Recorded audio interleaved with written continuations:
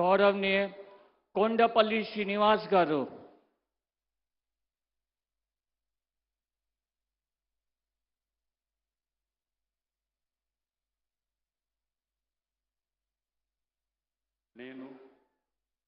కొండపల్లి శ్రీనివాస్ అనే నేను శాసనం ద్వారా నిర్మితమైన భారత రాజ్యాంగం పట్ల నిజమైన విశ్వాసం విధేయత చూపుతానని, భారతదేశ సార్వభౌమాధికారాన్ని సమగ్రతను కాపాడుతానని, ఆంధ్రప్రదేశ్ రాష్ట్ర మంత్రిగా నా కర్తవ్యాలను శ్రద్ధతో అంతఃకరణ సిద్ధతో నిర్వహిస్తానని, భయం కానీ పక్షపాతం కానీ రాగద్వేషాలు కానీ లేకుండా రాజ్యాంగాన్ని శాసనాలను అనుసరించి ప్రజలందరికీ న్యాయం చేకూరుస్తానని దైవ సాక్షిగా ప్రమాణం చేస్తున్నాను.